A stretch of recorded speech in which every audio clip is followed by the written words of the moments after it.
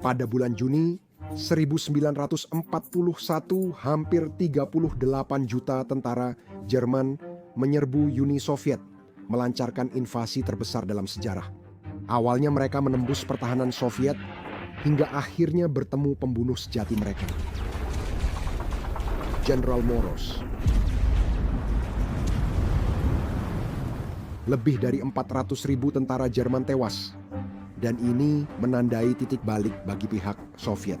Sibat sebelumnya, bahkan Napoleon Agung masuk dengan 600.000 pasukan hanya untuk dihancurkan oleh Jenderal Moroz. Dengan cara yang sama, selama berabad-abad, bahkan pasukan paling ganas pun takut pada Jenderal Moroz, jenderal yang sama hingga hari ini. Yah, dia berbalik haluan. Pada awal November 2025, Zelensky meninggal mendadak. Angka-angka dingin, tiap angka seperti pukulan. Dalam beberapa hari, Ukraina diserang hampir 1.500 drone, 1.170 bom udara berpemandu, dan lebih dari 70 rudal. Semua bertujuan menghancurkan sistem energi negara dan memaksa jutaan orang hidup dalam gelap. Menurut Moskwa, tekanan ini akan memaksa Ukraina mengakhiri perang sesuai syarat Rusia. Rusia memainkan perannya dengan rudal dan drone, dan mempercayakan Jenderal Moroz untuk melakukan sisanya. Namun alih-alih membekukan Ukraina hingga menyerah, sesuatu yang sangat tak terduga mulai terjadi jauh di dalam Rusia. Ukraina mulai menghancurkan target dengan rudal jarak jauh buatan dalam negeri, Flamingo, Peklo, dan sistem baru yang mampu menjangkau hingga 800 km. Kilang minyak Rusia ditutup, Kremlin buru-buru mengimpor bensin, dan pembatasan bahan bakar terjadi di lebih dari 20 wilayah. Bahkan pinggiran elit Moskow membeku tanpa pemanas. Jenderal Moroz, sekutu legendaris andalan Rusia selama berabad-abad. Kekuatan yang menghancurkan Napoleon dan Hitler kini jadi masalah besar bagi Rusia. Ukraina tahu kode curang untuk membalikkan Jenderal Moroz melawan Rusia. Iklim di Rusia, Ukraina, dan Belarus sangat ekstrim. Suhu sering turun di bawah titik beku, kadang mencapai 14 hingga minus 22 derajat Fahrenheit.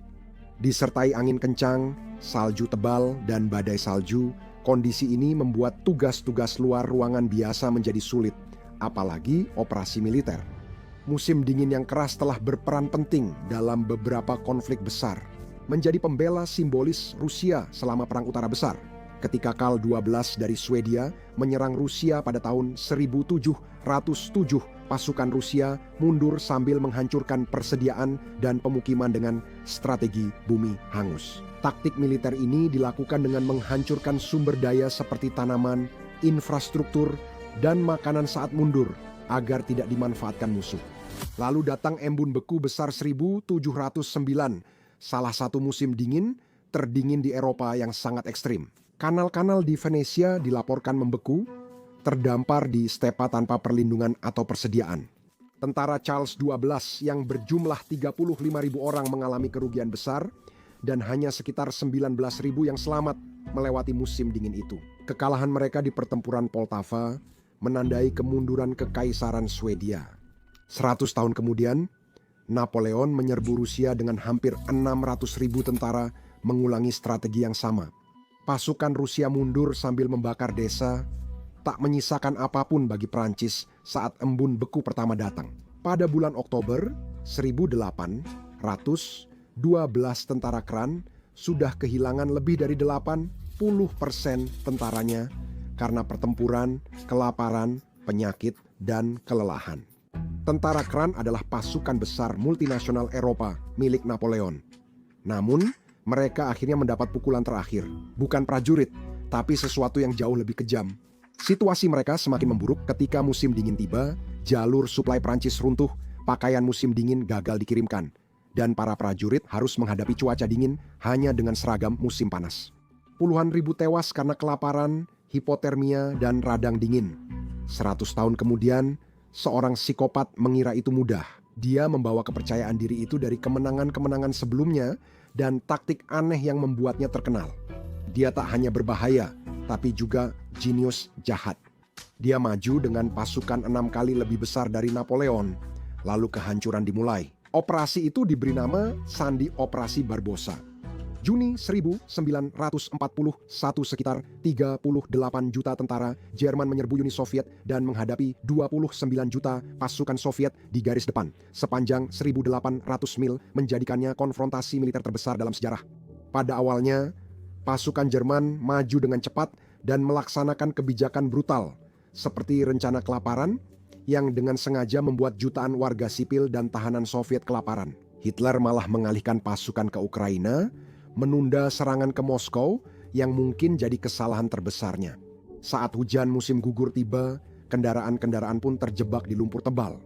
Menjelang musim dingin, pasukan kekurangan pakaian, cairan anti beku, dan perlengkapan musim dingin. Karena pimpinan Jerman yakin akan menang cepat, serangan balik Soviet yang didukung pasukan dan perlengkapan lebih siap musim dingin berhasil memukul mundur Jerman sejauh 120 mil pada Januari 1942.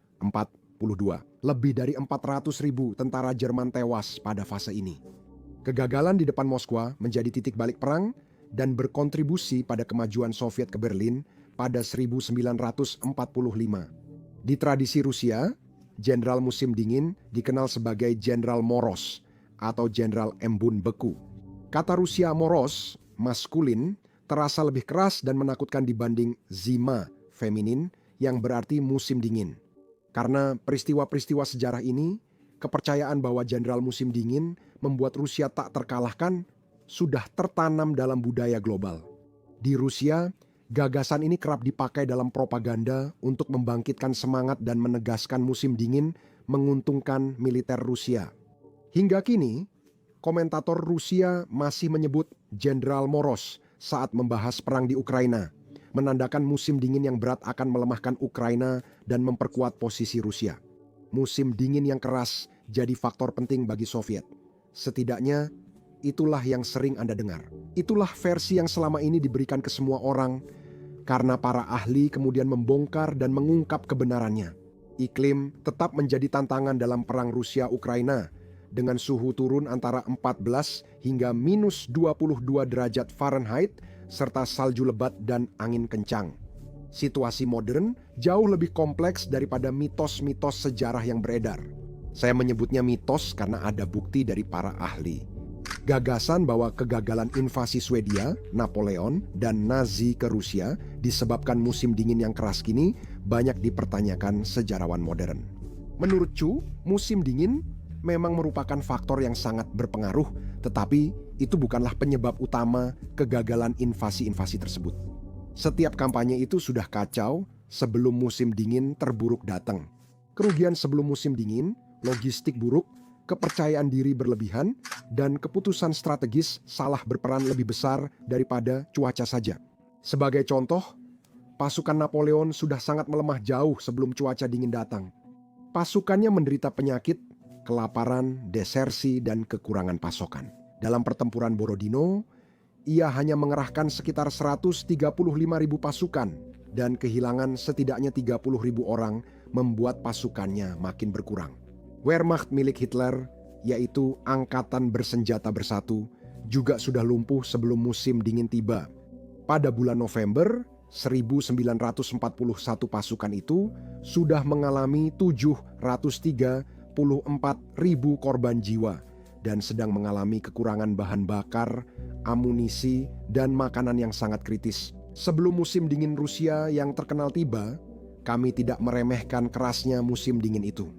Kita hanya melupakan fakta bahwa saat itu adalah Uni Soviet dan hari ini adalah Rusia. Perubahan ini nyaris menghilangkan keunggulan Rusia dari Jenderal Moros. Saya bilang nyaris karena musim dingin tetap mematikan hingga kini. Rusia kini bukan lagi kekaisaran besar seperti dahulu. Setelah Uni Soviet runtuh tahun 1991, 14 bekas Republik Soviet termasuk Ukraina, Belarus, negara Baltik, Kaukasus, dan Asia Tengah menjadi negara merdeka. Skala geografis, demografis, dan industri yang dulu khas Kekaisaran Rusia atau Uni Soviet kini tidak lagi ada seperti sebelumnya. Yang penting, Ukraina bagian utara dan timur laut sendiri memiliki kondisi iklim yang sama dengan yang secara historis diandalkan oleh Rusia. Musim dingin di Ukraina sama kerasnya dengan di Rusia Barat, dengan suhu yang membekukan, salju lebat, badai salju, dan angin yang menusuk. Kamu mungkin sudah tahu di mana Rusia kalah. Musim dingin sebenarnya tak menguntungkan pihak manapun. Kedua militer bertempur di cuaca yang sama, dan penduduknya sama-sama paham cara bertahan dan beradaptasi dengan musim dingin ekstrim. Kenyataan ini terlihat jelas pada 2022 dan 2023 saat Rusia mencoba menjadikan musim dingin senjata, namun malah jadi korban. Awalnya, hampir 20.000 orang di Klemovsk, Lubiertsi, dan Podolsk tidak mendapat pemanas. Sebagian selama berminggu-minggu karena kerusakan ketel uap di pabrik amunisi lokal yang memasok panas ke Klemovsk dan sekitarnya.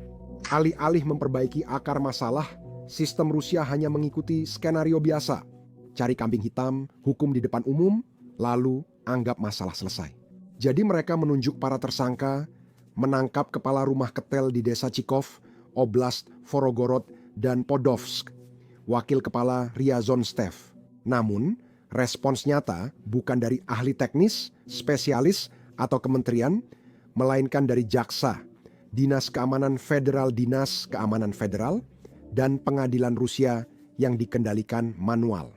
Dan tentu saja, setelah itu, gelombang kegagalan akibat pembekuan melanda seluruh Rusia. Warga di 234 rumah Yekaterinburg harus hidup beberapa hari tanpa pemanas. Ada logika sederhana. Putin dan komandannya terus mengabaikan sejarah militer. Musim dingin hampir selalu menguntungkan pihak yang bertahan, bukan penyerang. Karena dalam kondisi beku, segala sesuatu menjadi lebih sulit bagi pihak yang menyerang. Menggerakkan pasukan, mengangkut amunisi, merawat kendaraan, dan menjaga pasokan. Semua itu menjadi lebih lambat, lebih berisiko, dan jauh lebih mahal. Sementara itu, para pembela beroperasi lebih dekat dengan markas mereka, jalur pasokan mereka lebih pendek, posisi mereka sudah diperkuat. Musim dingin bukan jadi senjata, tapi perisai alami yang menguntungkan mereka. Bagi Ukraina, musim dingin adalah perisai dan misil unik mereka jadi pedang. Siapa lagi yang paham ini selain Rusia? Laporan menyatakan Moskwa menargetkan merebut Pokrovsk, pusat logistik utama Donetsk, pada November 2024. Namun, kemajuan itu tertinggal setahun dari jadwal. Pasukan Ukraina yang jumlahnya lebih sedikit tetap mempertahankan garis pertahanan di Donbas dengan tekad kuat, membuat pertempuran sangat merugikan Rusia. Musim dingin justru memperkuat keuntungan bertahan. Para pembela biasanya mendapat keuntungan dari jalur pasokan yang lebih pendek, sehingga pengiriman amunisi, dukungan medis, makanan, dan perlengkapan penting bisa lebih cepat. Tempat berlindung yang sudah ada sebelumnya, baik di bangunan perkotaan maupun benteng, secara historis dapat mengurangi risiko kerugian akibat cuaca dingin. Dua faktor ini, tempat berlindung andal dan pasokan ulang efisien, makin penting saat suhu turun. Tujuan Rusia adalah mengamankan pijakan di dalam area perkotaan utama sebelum musim dingin semakin dalam. Karena bangunan memberikan perlindungan alami yang tidak bisa diberikan oleh parit terbuka. Laporan menyebut, jika Ukraina mampu mencegah terobosan Rusia di kota seperti Pokrovsk, pasukan Rusia bisa mengalami tekanan logistik seperti pada serangan musim dingin sebelumnya. Itulah sebabnya selama 2 bulan terakhir, Rusia terus-menerus menargetkan Donetsk. Pada tanggal 2 November 2025, serangan udara Rusia ke Ukraina menewaskan 2 orang dan memadamkan listrik di Donetsk Timur serta puluhan ribu orang lainnya. Pejabat Ukraina menyatakan Moskow meningkatkan serangan rudal dan drone saat musim dingin mendekat, menyebabkan pemadaman listrik dan tim darurat harus cepat memperbaiki kerusakan serta mengelola pemadaman bergilir. Ukraina memahami bahwa sudah saatnya mengeluarkan pedangnya, yaitu rudal Bars. Rusia mulai tak terkendali karena rakyatnya tidak berhenti. Pada 26 November, Rusia menyerang infrastruktur energi di Kharkiv dan Donetsk, menurut Kementerian Energi Ukraina.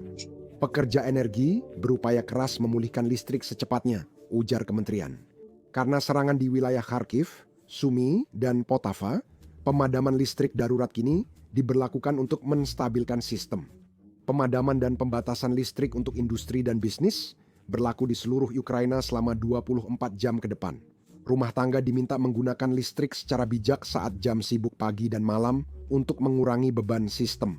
Rusia menyerang 8 permukiman di Kharkiv sepanjang hari. Pada 28 November, Rusia mengklaim kemajuan terbesar di timur dalam beberapa bulan dengan merebut beberapa kota di Donetsk, menurut Moskow. Pasukan Ukraina mengalami kerugian besar di berbagai brigade mekanis, bermotor, udara, marinir, dan penyerang. Unit-unit Rusia melaporkan telah membersihkan beberapa microdistrik, memperkuat posisi dan berhasil menahan lebih dari 50 serangan balasan Ukraina. Pejabat menyatakan 6.500 bangunan digeledah dan 225 tentara Ukraina dinetralkan. Kelompok Vostok dan Sinter mengklaim terus menekan pertahanan Ukraina, merebut lebih banyak pemukiman, serta menghancurkan sistem senjata lewat serangan rudal, drone, dan artileri. Kiev belum mengonfirmasi keberhasilan ini. Serangan Rusia ke sistem energi Ukraina berlangsung bersamaan dengan upaya bertahap mereka merebut wilayah industri itu. Karena upaya diplomatik mengakhiri perang telah terhenti, Kementerian Energi Ukraina juga melaporkan bahwa warga di wilayah Chernihiv Utara dan wilayah Kharkiv Timur Laut juga telah kehilangan aliran listrik. Skala eskalasi Rusia benar-benar mencengangkan.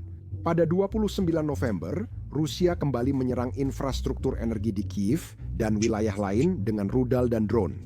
Dampaknya langsung terasa dan sangat parah. Lebih dari 500.000 pelanggan di Kiev, sekitar 100.000 di wilayah Kiev dan hampir 8.000 di Kharkiv terpaksa hidup tanpa listrik. Hingga Sabtu pagi, tim perbaikan darurat bergerak ke lokasi manapun yang situasi keamanannya memungkinkan. Menurut kementerian, pekerja energi telah berupaya memulihkan listrik ke konsumen secepat mungkin. Awal November 2025, Presiden Zelensky menyatakan Rusia telah melancarkan hampir 1.500 serangan drone, 1.170 bom udara berpemandu, dan lebih dari 70 rudal ke Ukraina, termasuk serangan langsung ke gedung dan infrastruktur sipil. Rusia sengaja menargetkan infrastruktur energi agar rakyat Ukraina menderita saat musim dingin tanpa listrik. Moskwa memperkirakan tekanan ini akan memaksa Ukraina mengakhiri perang sesuai keinginan Rusia. Namun, Ukraina punya rencana lain. Ukraina merespons dengan menargetkan kilang minyak Rusia. Serangan yang tidak hanya menyebabkan masalah energi di dalam Rusia, tetapi juga menciptakan kerugian besar bagi ekspor Rusia. Kampanye utama ini dimulai Agustus 2025 dan fokus pada kilang minyak, yaitu fasilitas yang mengubah minyak mentah jadi bensin, solar, dan bahan bakar jet. Kampanye baru belum dimulai selama sebulan dan baru serius pada Oktober. Ini menargetkan pembangkit listrik dan jaringan listrik Rusia. Kedua kampanye ini sering dianggap sama karena Ukraina memakai senjata udara serupa, tapi untuk menyelesaikannya, Ukraina telah menghunus pedangnya. Rudal Baders yang baru dikembangkan, ini adalah senjata yang mampu menyerang target hingga 800 km atau sekitar 500 mil di dalam wilayah Rusia. Menteri Industri Strategis Ukraina menyebut nama rudal itu di pengarahan senjata Ukraina 2024 bersama rudal drone lainnya. Pada saat itu, tidak ada rincian tentang sistem Baders yang diungkapkan, tetapi sekarang kemampuan dan presisinya sudah terlihat jelas. Baders bukan sekadar rudal biasa, ini adalah jenis senjata baru sama sekali. Inilah yang digambarkan oleh para insinyur Ukraina sebagai drone rudal yang ditenagai oleh mesin turbojet kecil yang memberikannya kecepatan sekaligus jangkauan jauh. Ini menyulitkan pertahanan udara Rusia melacak dan mencegat, sementara jangkauannya memungkinkan Ukraina menyerang jauh ke wilayah Rusia. Meski muatannya masih dirahasiakan, banyak ahli yakin drone ini membawa hulu ledak mirip sistem Peklo.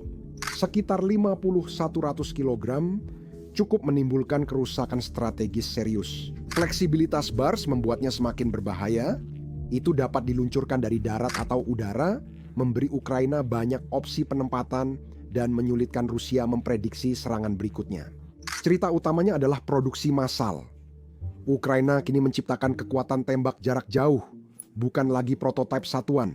Dalam skala industri, kapasitas produksi seperti itu menjadi senjata dalam perang jangka panjang yang melelahkan. Smetanyan menyoroti kemajuan pesat. 2 tahun lalu, Neptune anti kapal satu-satunya rudal buatan Ukraina. Kini Ukraina memiliki berbagai sistem yang membuat produksi meningkat 8 kali lipat dari tahun 2023. Dan hasilnya, dunia bisa melihat dan Rusia juga bisa melihat Ukraina melancarkan serangan jarak jauh ke infrastruktur militer Rusia dan wilayah pendudukan Crimea, Oblast Zaporizhia, serta wilayah Rusia pada malam 13 November 2025 memakai senjata jarak jauh buatan sendiri seperti rudal Flamingo dan Bars. Dan kemudian pada tanggal 25 November, Ukraina melanjutkan dengan gelombang serangan udara jarak jauh lainnya, kali ini menggunakan Bars. Drone bermesin jet, rudal jelajah Neptune, dan drone baling-baling tanpa nama menyerang beberapa fasilitas penting, kota pelabuhan Taganrog di Laut Azov, serta pelabuhan Novorossiysk dan Tuops di Laut Hitam. Menurut staf umum Ukraina di Taganrog, drone dan kemungkinan serangan rudal menghantam dan merusak pabrik pesawat, BREF, TAN, TK, fasilitas perbaikan utama untuk pembom Tupolev 95 MS Bear, serta pesawat pengintai peringatan dini udara BREF A-50. Media independen Rusia, Astra, melaporkan ledakan dan kebakaran besar di fasilitas itu. Namun perbedaan-perbedaan kecil ini memberitahu kita banyak tentang situasi Rusia di lapangan. Kisah tentang masalah yang sedang dihadapi Kremlin saat ini sebenarnya berawal dari serangan terhadap infrastruktur minyak dan gas, di mana beberapa serangan ini secara khusus menargetkan pipa gas yang menuju ke Eropa. Ukraina kini mulai berhenti menargetkan pipa-pipa itu, mungkin karena sadar serangan tersebut kurang efektif untuk kerusakan jangka panjang. Serangan itu mungkin tidak menimbulkan ledakan besar, jadi tidak jadi berita utama, namun masih berlangsung diam-diam. Serangan ke kilang minyak masih berlanjut dan kini meluas secara internasional. Kampanye ini tidak ditujukan untuk langsung memukul pasar bahan bakar, kecuali Rusia melakukan hal luar biasa seperti mengimpor bensin untuk kebutuhan domestik. Tapi hari itu segera tiba. Rusia meningkatkan impor bensin dari Belarus guna mengatasi kekurangan bahan bakar akibat serangan Ukraina ke kilang minyak, menurut Reuters. Impor bensin dari Belarus naik 4 kali lipat menjadi 49.000 ton pada September, sedangkan solar mencapai 33.000 ton. 4 pabrik besar, termasuk kilang Novokubisharysk, pengolahan gas Astrakhan milik Gazprom, dan kilang Ryazan milik Rosneft yang termasuk 5 terbesar di Rusia, harus menghentikan atau mengurangi operasi pada September. 5 kilang lainnya terkena dampak pada awal Oktober. Volume pengolahan minyak mentah Rusia turun menjadi 486 juta barel per hari pada Oktober, turun 484 ribu barel atau hampir 10% dari Juli, menurut Bloomberg. Penghilangan turun 5% dari Oktober 2024 dan 14% di bawah level praperang 2021, jadi produksi bahan bakar terendah dalam 5 tahun terakhir. Kekurangan bahan bakar telah menyebabkan pembatasan di lebih dari 20 wilayah, mulai dari Sakhalin di timur jauh hingga Nizhny Novgorod di Rusia Tengah. Otoritas di Siomin, Sverdlovsk, Chelyabinsk, dan Crimea membatasi pembelian bahan bakar eceran untuk meredam krisis ini. Pemerintah melarang ekspor bensin dan solar, dan menurut komisaris, mereka bersiap mengimpor bahan bakar dari Tiongkok, Singapura, dan Korea Selatan. Dan ada bukti bahwa ekspor minyak mentah Rusia juga sedikit meningkat pada bulan September, bulan kedua penuh dari kampanye kilang Ukraina. Serangan-serangan itu menciptakan pertukaran aneh bagi Moskwa. Ketidakstabilan domestik meningkat akibat kekurangan bahan bakar. Namun pendapatan ekspor minyak mentah sedikit naik. Surplus ekspor minyak mentah membuat koalisi barat harus mencari cara memotong pendapatan rubel Rusia. Jawabannya sanksi sederhana. Trump menerapkan tarif ke India untuk mengurangi impor dari Rusia. Namun sanksi ringan tak membuat India berhenti membeli minyak Rusia. Sanksi baru pada sektor keuangan minyak Rusia lebih efektif. Butuh waktu bagi pemerintahan Trump untuk akhirnya menerapkannya, tapi sekarang sanksi-sanksi itu mulai berhasil. Sanksi ini menambah birokrasi bagi perusahaan di India, Tiongkok, dan negara lain, memaksa Rusia memberi diskon lebih besar dan menurunkan keuntungan Kremlin. Dan itu berarti satu hal, masalah ekonomi yang lebih besar bagi rakyat Rusia dalam waktu dekat. Strategi kedua yang kini lebih diutamakan Ukraina adalah menargetkan terminal ekspor Rusia, karena minyak mentah yang keluar dari negara itu memang harus keluar dari negara tersebut. Dan jika Anda mengebom terminal-terminal tempat, biasanya proses itu terjadi yang persis dilakukan oleh Ukraina, minyak mentah itu akan menumpuk di dalam Rusia tanpa tempat tujuan. Sebagian besar terminal ekspor utama Rusia terletak di Laut Hitam dan Baltik. Laut Hitam lebih mudah diserang Ukraina karena lokasinya dekat. Itu menyisakan Laut Baltik, dan disinilah peran Eropa, karena ada titik penyempitan di sana. Selat Denmark adalah jalur sempit yang menghubungkan Laut Baltik ke Laut Utara dan dunia. Jika Eropa mau, mereka bisa menghentikan seluruh pengiriman minyak Rusia di perairan ini. Tapi masalahnya sudah jelas. Blokade secara langsung bertentangan dengan prinsip kebebasan navigasi dan umumnya dianggap sebagai tindakan perang. Eropa perlu cari cara kreatif memberi tekanan tanpa menyebutnya blokade. Untungnya, ada jalur yang sah yang tidak perlu mengucilkan Rusia. Setiap kapal yang melewati selat berpotensi bertanggung jawab secara hukum terhadap kapal lain, infrastruktur, dan kabel bawah laut yang kadang rusak akibat terseret jangkar. Solusi standar untuk masalah ini sederhana. Semua kapal wajib punya asuransi layak, seperti mobil di jalan. Eropa menetapkan aturan bahwa kapal yang lewat Selat Denmark wajib punya asuransi sah. Kapal yang dicurigai tidak memiliki asuransi secara hukum dapat dihentikan dan diminta untuk membuktikan perlindungan asuransi mereka. Dan inilah keunikannya. Salah satu sanksi Barat pertama yang diberlakukan setelah invasi adalah melarang kapal Rusia membeli asuransi di pasar Barat, yang kebetulan hampir memegang monopoli global. Rusia mencoba mengatasi hal ini dengan membuat skema asuransi yang dijalankan oleh pemerintahnya sendiri. Namun, ini tidak membantu kapal yang melewati perairan internasional yang memerlukan asuransi Barat jika Eropa menegakkan persyaratan itu. Di Selat Denmark, seluruh jalur ekspor Rusia dari Baltik menjadi rentan. Sambil menyerukan sanksi yang lebih keras dan pembekuan aset baru untuk menghukum Rusia, Ukraina juga berupaya keras memperkuat pertahanannya sendiri, terutama dengan musim dingin yang semakin dekat. Presiden Zelensky menyatakan Ukraina ingin memesan 25 sistem pertahanan udara Patriot dari produsen senjata Amerika Serikat untuk menghadapi serangan Rusia jelang musim dingin. Zelensky mengakui bahwa sistem rudal tersebut mahal dan pesanan sebesar itu bisa memakan waktu bertahun-tahun untuk diproduksi. Dia menyarankan negara-negara Eropa sementara memberikan sistem Patriot ke Ukraina. Sambil menunggu penggantinya, kami menegaskan bahwa tidak ingin menunggu. Ini bukan sekadar memperluas jaringan pertahanan udara mereka. Ini juga karena sistem Patriot Ukraina mulai bermasalah akibat serangan Rusia selama beberapa bulan terakhir. Raytheon, RTX, dan Lockheed Martin bekerja sama dengan Ukraina membantu sistem Patriot mencegat rudal Rusia yang baru ditingkatkan. Mayor Jenderal Boris Kraminitsky, atase pertahanan Ukraina, mengonfirmasi hal ini pada 7 November. Laporan Inspektur Jenderal Amerika Serikat untuk April-Juni 2025 juga menegaskan hal ini. Menurut Defense Intelligence Agency, peningkatan taktik Rusia, khususnya pada profil penerbangan rudal balistik, membuat sistem Patriot makin sulit mencegatnya secara konsisten. Contohnya, pada Juli Rusia menyerang dengan 13 rudal 7 berhasil dicegat. Dalam serangan Juni yang melibatkan rudal Iskandar MKN-23 dan KH-47 M2 Kinzhal, sangat sedikit yang berhasil dicegat menurut Institut Studi Perang. Ukraina sepenuhnya menyadari bahwa untuk mengakhiri perang ini, Rusia akan menjadi semakin agresif menggunakan taktik yang lebih keras di hari-hari mendatang.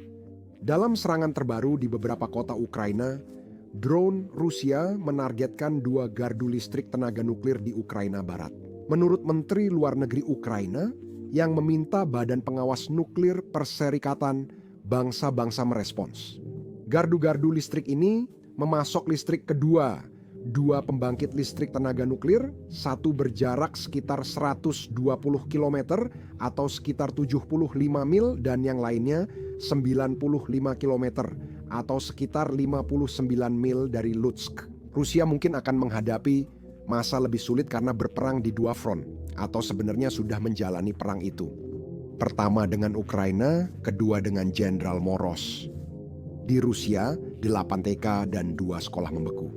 Di Pinsa, 40, 2 gedung apartemen, dan 1 fasilitas medis kehilangan pemanas.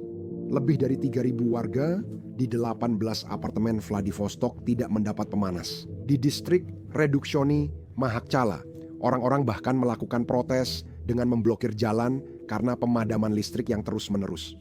Dan yang benar-benar menunjukkan sesuatu adalah bahwa kegagalan pemanas dan listrik ini tiba-tiba juga muncul di wilayah-wilayah yang diduduki.